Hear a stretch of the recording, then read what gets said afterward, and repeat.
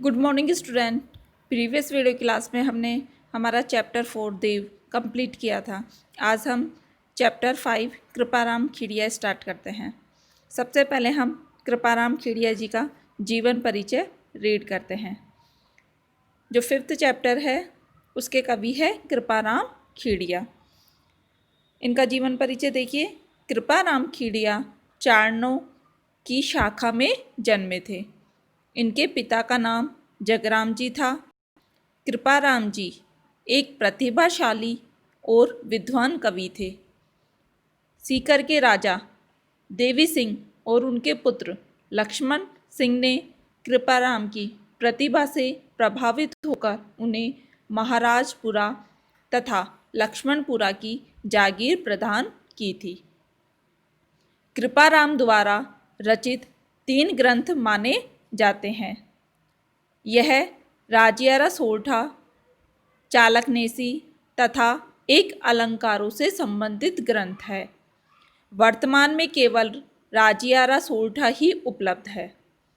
राजियारा सोरठा में कवि ने अपने विश्वास पात्र सेवक राजा राम को संबोधित करते हुए लगभग 140 सोरठे की रचना की है। यह सोरठे नीति से संबंधित है। राजियारा सोरठा को राजस्थानी भाषा का प्रथम संबोधन प्राकृतिक काव्य माना जाता है।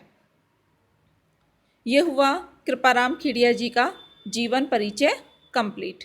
आगे हम इनके द्वारा रचित सोरठों को रीड करते हैं। फर्स्ट देखिए, गुण अवगुण जिन गांव सुने न कोई सांभले, उन नगरी विच नाव रोही आछी राजिया। शब्दार्थ देखिए। सुने, सुने का अर्थ होता है सुनता। सांभले, सांभले का अर्थ होता है समझता। रोही, रोही का अर्थ होता है निर्जन वन, सुनसान जगह जिसे बोलते हैं। आछी, आछी का अर्थ होता है अच्छी। प्रस्तुत सोरठे हमारी पाठ्य पुस्तक क्षितिज में संकलित कवि कृपाराम खेड़िया द्वारा रचित राजियारा सोरठा नामक पाठ से लिया गया है। प्रस्तुत सोरठे में कवि अपने सेवक राजिया को संबोधित करते हुए गुण अवगुण पर ध्यान देने के महत्व पर प्रकाश डाल रहा है। अब इसका अर्थ देखिए। गुण अवगुण जिन गांव सुने न कोई सांभले। कवि कृपाराम खेड़िया कहते हैं कि हे राजिया, जिस स्थान पर या जिस गांव में गुणों व अवगुणों का अंतर कोई नहीं जानता है, अर्थात गुण और अवगुण में कोई भेद करना ही नहीं जानता है, उन नगरी विच नाव रोही आछी राजिया। आगे कवि कहते हैं कि उनके अच्छे तथा बुरे प्रभाव का कोई भेद करना ही नहीं जानता है। जिस स्थान पर, उस स्थान पर रहने की अपेक्षा निर्जन वन में रहना अच्छा है। कवि कृपाराम खेड़िया कहते हैं कि हे राजिया, जिस स्थान पर या जिस गांव में गुणों व अवगुणों का अंतर कोई नहीं जानता है और उनके अच्छे तथा बुरे प्रभाव के अनुरूप आचरण नहीं करते हैं, उस स्थान पर रहने की अपेक्षा निर्जन वन में रहना अच्छा है। अर्थात गुणों का सम्मान तथा अवगुणों का निरादर करने वाले लोगों के साथ रहना ही उचित है। प्रस्तुत सोरठा छंद की गति यति उचित है। प्रस्तुत सोरठे में कवि ने गुणों को ग्रहण करने के लिए कहा है। उन्होंने बल दिया है कि गुणों व अवगुणों पर ध्यान देना चाहिए तथा उसके अनुसार ही व्यवहार करना चाहिए। राजस्थानी भाषा का प्रयोग किया है तथा सरल शब्दावली में गुणों के आदर और अवगुणों के तिरस्कार का संदेश प्रस्तुत सोरठे में कवि ने दिया है। अब सेकंड देखिए, कारज सरे न कोई बल, बल पराक्रम हिम्मत बिना, हल कार्य की होए रंगा स्याला राजिया। शब्दार्थ देखिए, कारज, कारज का अर्थ होता है कार्य, सरे का अर्थ होता है सफल होना, पराक्रम का अर्थ है पराक्रम या साहस, हलकारा यानी कि ललकारने से, की का अर्थ होता है क्या, रंगा का अर्थ है रंगा हुआ, शाला का अर्थ है शियारों को। प्रस्तुत सोरठे में कवि ने व्यक्ति को पराक्रम एवं हिम्मत रखने के लिए कहा गया है कि व्यक्ति को हमेशा पराक्रम और साहस और हिम्मत के साथ कार्य करना चाहिए, हमेशा हिम्मत रखनी चाहिए। अर्थ देखिए, कारज सरे न कोई बल पराक्रम हिम्मत बिना। कवि कृपाराम कहते हैं कि हे राजिया, बल और पराक्रम व हिम्मत के बिना जीवन में कोई भी कार्य पूरा नहीं होता है, कि बिना हिम्मत और बिना बल के जीवन में कोई भी कार्य पूरा नहीं होता है। नेक्स्ट लाइन देखिए, हल कह रहा कि होए रंगा शाला राजिया, कि जिस प्रकार से रंगे हुए सियारों को ललकारने से क्या लाभ है, अर्थात बलहीन कायरों में कार्य करने की शक्ति नहीं होती है। कवि कहते हैं कि जो रंगे हुए सियार अर्थात पराक्रम का ढोंग करने वाले होते हैं, उन्हें कितना भी ललकारो या कितना भी उन्हें उकसाओ, वे असफलता के भय से कभी आगे नहीं आते हैं।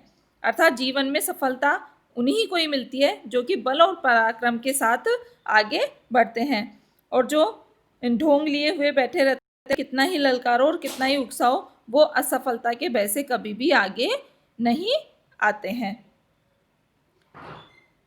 प्रस्तुत सोरठे में राजस्थानी शब्दावली एवं सोरठा छंद प्रयुक्त हुआ है। रंगा सियार होना मुहावरे का प्रयोग सटीक हुआ है। इसमें हिम्मत व पराक्रम के महत्व को बताया गया है।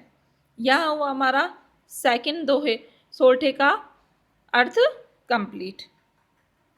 आगे देखिए नेक्स्ट, मिले सिंह वन माह किण, मिर्गा मृगप्रत कियो, जोरावर अतिजाह रहे उरद गत राजिया। अर्थ देखिए, माह का अर्थ होता है मध्य में, मिर्गा यानी कि मृगों ने या पशुओं ने, मृगप्रत का अर्थ होता है वन्य पशुओं का राजा, जोरावर का अर्थ होता है बलशाली, उरदगत का अर्थ होता है सबसे ऊपर स्थित। प्रस्तुत सोरठा कवि कृपाराम खीड़िया द्वारा रचित राजियारा सोरठा से लिया गया है। प्रस्तुत सोरठे में बल पराक्रम के महत्व को बताया गया है। अर्थ देखिए, मिवले सिल वन माह किण मिर्गा मृगप्रत कियो। कवि कृपाराम कहते हैं कि हे राजिया, वन में सिंह रहता है, उसे किन मृगों या पशुओं ने मृगप्रति अर्थात पशुओं का राजा बनाया है, कि वन में सिंह रहता है और किसने, कौन से पशु है जिन्होंने उन्हें पशुओं का राजा बनाया है, अर्थात सिंह अपने बल से ही स्वयं जो है राजा बना है, कि उसे किसी भी पशुओं ने राजा नहीं बनाया, लेकिन उसका बल और उसके पराक्रम ने के कारण वह स्वयं ही जो है पशुओं का राजा बना है। जोरावर जाह रहे उरद गति राजिया, इसलिए जिनमें बल और पराक्रम की शक्ति होती है वे सदा अपने ऊंचे स्थान पर आसीन होते हैं और सम्मान पाते हैं।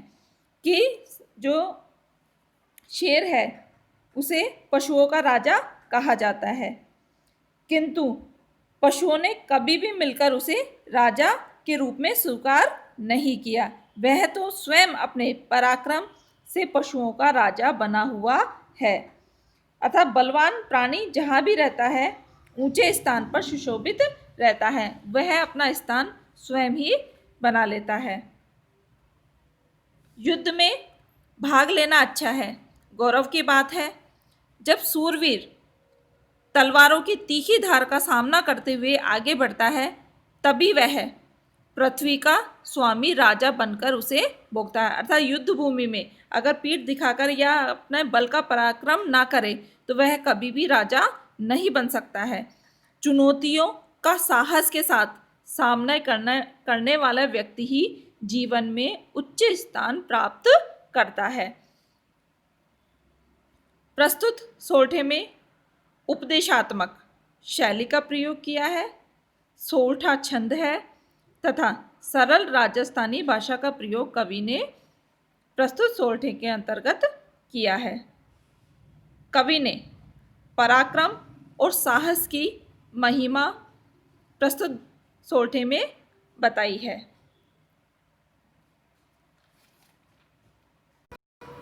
यहाँ होते हैं हमारे 1 to 3 सोरठे का अर्थ कंप्लीट। नेक्स्ट हम कल की क्लास में रीड करेंगे। आप सभी को इस चैप्टर के जो कवि परिचय है, कवि कृपाराम खेड़िया का जीवन परिचय आपको फेयर नोटबुक में राइट करना है तथा 1 to 3 सोरठे का व्याख्या आपको फेयर नोटबुक में राइट करनी है। नेक्स्ट हम कल की क्लास में रीड करेंगे।